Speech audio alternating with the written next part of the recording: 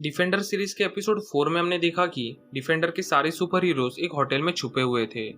यहाँ उन्हें स्टिक मिलता है जो हैंड ऑर्गेनाइजेशन के बारे में बताता है कि उस ऑर्गेनाइजेशन की शुरुआत कैसे हुई है। यहाँ हमें हैंड ऑर्गेनाइजेशन के 5 लीडर्स के बारे में पता चलता है जिन्होंने ये ग्रुप को शुरू किया था। एपिसोड के लास्ट में डिफेंडर और हैंड ऑर्गेनाइजेशन के लोग आमने सामने आए थे। तो अभी यहाँ से हम एपिसोड 5 की कहानी को देखेंगे जिसका नाम है टेक शेल्टर। एपिसोड शुरू होता है व्हाइट हेड से जो हैंड ऑर्गेनाइजेशन का एक लीडर है और वो अपने लोगों के साथ डिफेंडर से फाइट करने पहुंच रहा था। वही दूसरी ओर होटल में डिफेंडर के सारे सुपर हीरोज हैंड ऑर्गेनाइजेशन के लोगों के साथ लड़ रहे थे। यहाँ उनका मिशन था कि सारे सुपर हीरोज को मारकर सिर्फ डैनी यानी आयरन फिस्ट को जिंदा पकड़कर लेके जाना। स्टिक के साथ सारे सुपर हीरोज एक सर्कल बनाकर खड़े हो जाते हैं और प्लान करते हैं कि ये लड़ाई वो साथ मिलकर लड़ेंगे। पर मैट सबके साथ फाइट करने के बजाय इलेक्ट्रा को पकड़कर होटल के छत पर लेके जाता है और उसे याद दिलाने की कोशिश करता है। मैट कहता है कि तुम्हारा नाम इलेक्ट्रा है और पहले हम दोनों साथ में थे और तुम्हारे मौत होने के बाद मैंने ही तुम्हें दफनाया था। ये सब सुन के इलेक्ट्रा शांत होती है पर तभी वह मुराकमी आता है जो कि हैंड ऑर्गेनाइजेशन का 5वां लीडर है। पर इलेक्ट्रा उसे मारकर उड़ाकर फेंक देती है। वही दूसरी तरफ लूक केज और व्हाइट हेड लड़ रहे थे जिसमें व्हाइट हेड लूक को एक ट्रक के सामने लाता है जिससे लूक का एक्सीडेंट होता है। होटल के अंदर सारे फाइटर्स डैनी को पकड़ने वाले थे पर तभी उसकी हेल्प करने जेसिका और स्टिक आते हैं और फिर वहां से तीनों भागकर टेरिस पर पहुंच जाते हैं। जब मैडम गांव को इस बात का पता चलता है तो वो बिना हाथ लगाए टेरिस के दरवाजे को तोड़कर अंदर जाती है जहाँ उन्हें दिखता है कि डिफेंडर की ग्रुप एक टनल से भाग गई थी और इलेक्ट्रा भी वहां से गायब हो गई थी। डिफेंडर की ग्रुप और स्टिक सारे लोग कोलन के घर पे जाते हैं जो कि डैनी की दोस्त है। वहाँ सारे लोग लड़ाई के बारे में ही बात कर रहे थे और मैट को चिल्ला रहे थे क्योंकि वो साथ में लड़ने के बजाय इलेक्ट्रा के पीछे गया था। उन्हें लग रहा था कि उनका एक साथी यानी लूक केज को हैंड ऑर्गेनाइजेशन ने पकड़ लिया है। पर तभी वह लूक केज आता है और दिखाता है कि उसने व्हाइट हेड यानी हैंड ऑर्गेनाइजेशन के लीडर को पकड़ लिया है। सारे लोग उसे एक चेयर से बांधकर हैंड ऑर्गेनाइजेशन का प्लान पूछ रहे थे कि ये ग्रुप न्यूयॉर्क शहर से क्या चाहती है। पर व्हाइट हेड उन्हें कुछ नहीं बोलता और उल्टा धमकी देता है कि तुम्हारे जितने भी करीबी लोग हैं हैंड ऑर्गेनाइजेशन उन सबको मार देगा।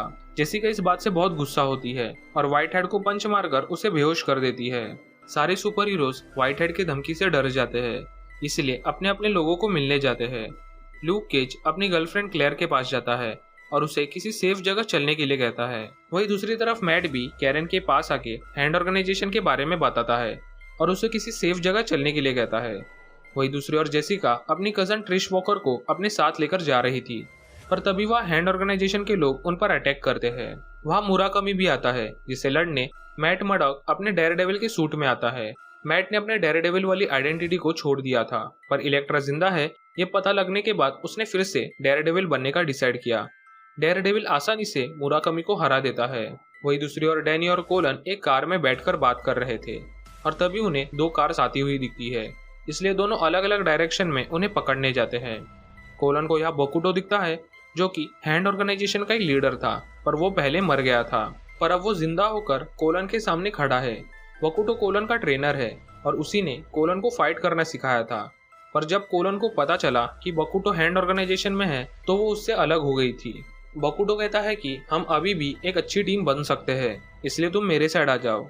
पर कोलन उस पर अटैक करती है और उससे फाइट करने लगती है इसलिए बकुटो उसे मारने वाला था पर तभी वह लूक आके कोलन को बचा लेता है। इसके बाद हमें पुलिस स्टेशन दिखता है जहां डिफेंडर ग्रुप के सारे सुपर हीरोज के नजदीकी लोग आए थे जिन्हें हैंड ऑर्गेनाइजेशन नुकसान पहुंचा सकता था।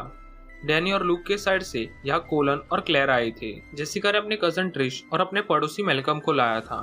मैट के साइड से कैरन और उसका दोस्त फॉगी आए हुए थे। तभी वहाँ मिस्ट्री ऑफिसर आती है और कहती है कि वो सारे लोग यहाँ पे सेफ है इसलिए टेंशन लेने की कोई बात नहीं। दूसरी तरफ डेयरडेविल और बाकी के हीरोज व्हाइट हेड से पूछताछ कर रहे थे। यह डेयरडेविल अपने हथियार से व्हाइट हेड को पकड़कर इलेक्ट्रा के बारे में पूछ रहा था कि उन्होंने उसे फिर से जिंदा क्यों और कैसे किया। व्हाइट हेड यहाँ ज्यादा कुछ नहीं बोलता और बस इतना ही कहता है कि इलेक्ट्रा मर चुकी है और अब जो उनके साथ है वो कोई अलग इंसान है। गुस्से में आकर डेयरडेविल व्हाइट हेड को बेहोश कर देता है। यह स्टिक मैट को बताता है कि वक्त आ गया है तुम्हें अपने रिलेशन के बारे में सबको बता देना चाहिए। मैट यहाँ सबको इलेक्ट्रा के बारे में बताता है कि वो पहले उसकी गर्लफ्रेंड थी पर एक लड़ाई में उसकी मौत हो गई जिसके बाद हैंड ऑर्गेनाइजेशन ने उसे फिर से जिंदा किया। ये बात सुन के सारे लोग मैट पे गुस्सा कर रहे थे क्योंकि उसने ये बात उनसे छुपा कर रखी थी। स्टीक यह कहता है कि हमें इलेक्ट्रा को पहले मार देना चाहिए क्योंकि वो हमारे लिए खतरा हो सकती है, पर मैट ऐसा करने से मना करता है। तभी व्हाइट हेड होश में आके अपने कैद से छूट जाता है और डैनी को पकड़कर वहां से लेके जाने वाला था, पर स्टीक आके व्हाइट हेड का गला काट देता है जिससे उसकी मौत हो जाती है। वही दूसरी तरफ इलेक्ट्रा से मिलने अलेक्जेंड्रा आती है और उसकी तारीफ करती है क्योंकि आज उसने अच्छी फाइट की थी, पर अलेक्जेंड्रा उस पर गुस्सा भी होती है क्योंकि वो लड़ाई के बीच में ही भाग गई थी। अलेक्जेंड्रा उसे बताती है कि जितना ध्यान उसने अपनी बेटी पे नहीं दिया, उससे ज्यादा ध्यान अलेक्जेंड्रा ने इलेक्ट्रा और उसकी ट्रेनिंग पर दिया है। इलेक्ट्रा को फिर से जिंदा करके उसे सब कुछ सिखाने की मेहनत अकेले अलेक्जेंड्रा ने की है। अगर इलेक्ट्रा ऐसे ही फाइट के बीच में भाग गई तो हैंड ऑर्गेनाइजेशन के लिए वो कोई काम की नहीं रहेगी।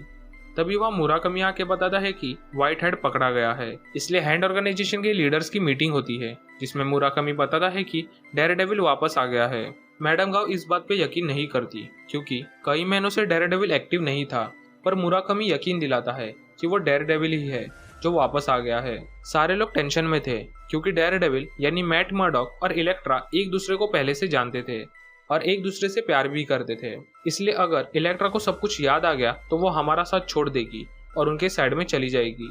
सारे लीडर्स अलेक्जेंड्रा पे गुस्सा होते हैं क्योंकि उसी ने ही इलेक्ट्रा को फिर से जिंदा किया था, पर धीरे धीरे वो उनके काम नहीं आ रही थी। सब लोग डिसाइड करते हैं कि आगे के प्लान्स वो लोग इलेक्ट्रा के बिना ही पूरा करेंगे और डैनी यानी आयरन फिस्ट को अपने साथ लाएंगे। एपिसोड के लास्ट में हमें इलेक्ट्रा दिखती है जो कि मैट मर्डॉक के घर पे आई थी और उसी के बेड पे सो जाती है, जिससे हमें ये पता चलता है कि इलेक्ट्रा को मैट के साथ का रिलेशन याद आ गया है और ये एपिसोड यही खत्म हो जाता है। आपको अगर वीडियो अच्छी लगी हो तो वीडियो को लाइक करके चैनल को सब्सक्राइब कर देना। अपना फीडबैक कमेंट में बताना मत भूलना। मिलते हैं अगले वीडियो में, तब तक के लिए this is movies mind signing off.